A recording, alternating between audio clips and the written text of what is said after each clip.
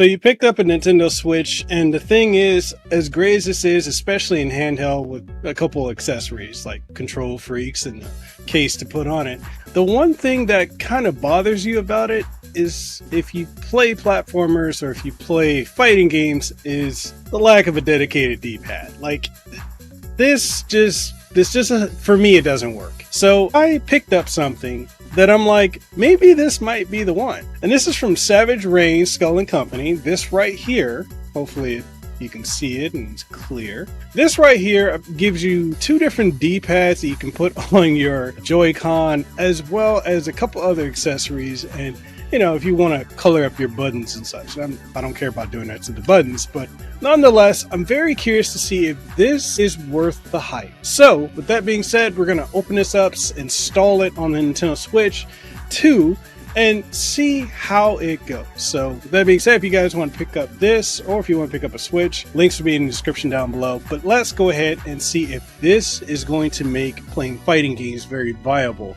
in handheld mode.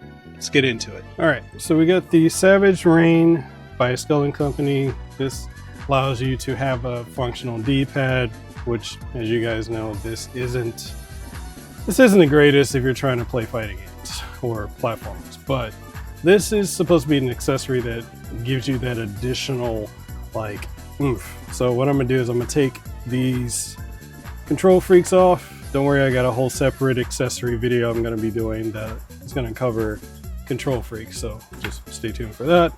But we're gonna go ahead and open this up and see how this is. All right, so let's go ahead and take that off. You see this is all the different uses of it and such. So you got basically with this whole thing two different sets, as you can see. You got one with a circular D-pad and one with, well, that. I don't know why it was upside down. But anyways, a regular D-pad. All right, so I'm going to try and connect this D-pad. I'm trying this one. This is hit or miss. So I'm going to try and connect this one. And basically all we're going to do is we're going to take this, which this is a whole process. So basically you take the sticker, and then you need to put it over the button. And the reason you're doing this is you are looking to, the D-pad is just basically going to stick to it. As you can see, I've got residue on it. Now, when I use this for platformers, it's perfectly fine, but it's when it comes to fighting games is where I have some difficulty with this. Given that this is so cheap, this is only like $10 for this little kit. I'm not too pressed about it, to be fair. But nonetheless, it's still something. But you got Street Fighter 6 on here, and it's kind of funny because, like, I think about it, it's the first major Street Fighter game that has come out on a Nintendo console. I mean, I don't really count Ultra Street Fighter 2 because, well, Street Fighter 2 is 30 years old at this point, especially when it comes to like all of its additional iterations. So I gotta really apply that a little bit. But you know, certain technical characters, I'm just like, man, this just isn't how I want to play. Like I play Terry in Street Fighter 6, and so for me, the way it is with this, I'm like, I can't do it with this. So playing portably just doesn't work for me. Okay, this is where it gets difficult because half the time I don't want to peel correctly. There we go. Gotta apply all that pressure to make it stick to the button.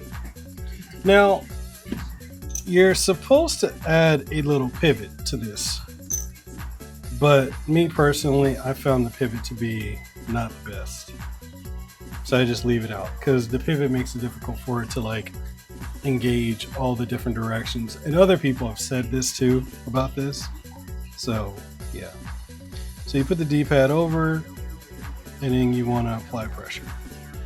And you kind of want to just hold it like this for a good minute. Let's see. 5 more seconds. Let's make sure it just adheres. All right. Seems to be solidly on. Don't have to worry about it. All right, let's go ahead and fire up Street Fighter 6 and see how this functions with it. All right, here we go. Let's go in training room. Terry, that's who our play is.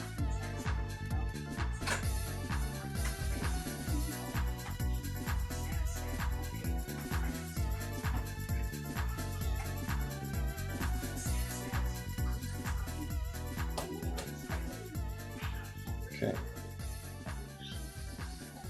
All right, so we're using this Street Fighter 6. Okay, back, forward, dash. Okay, everything's actuating. So far, so good. All right, so no issue so far. Let's see, drive dash. Okay.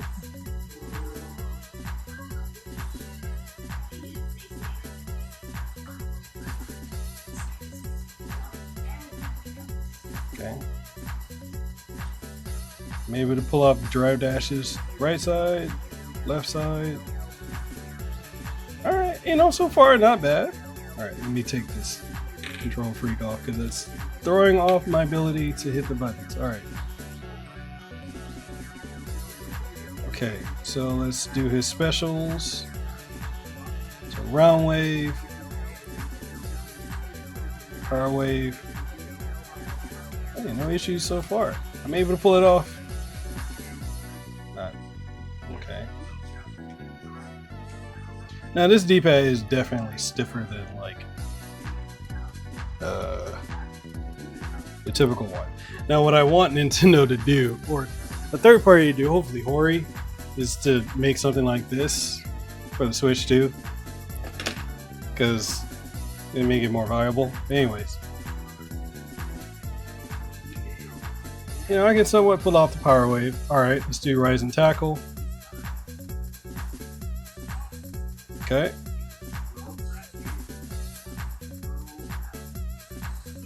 Okay, rise and tackle. We can do the EX version. So far, pretty good. Okay, okay. All right, crack shoot.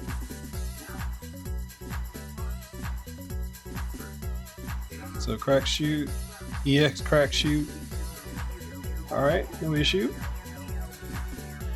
Okay, power charge.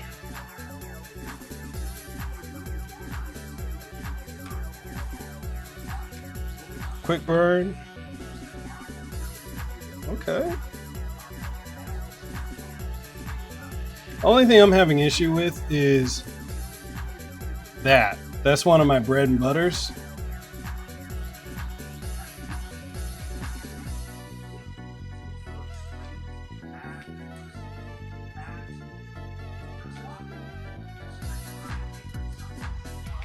So like basically you're supposed to be able to pull that off all the time, but I'm noticing with this version compared to the other versions, there's a bit of delay. Let's see if I can do his level 3.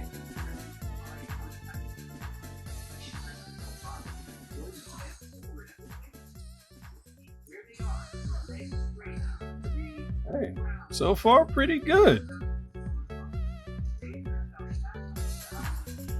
No, I mean, if I'm being honest, this is not going to be on the level of using like a fight pad or the D-pad that's on the Switch Pro 2 controller, but for what it is, I mean, if you're trying to play some Street Fighter, if you're trying to play other fighting games, this right here works.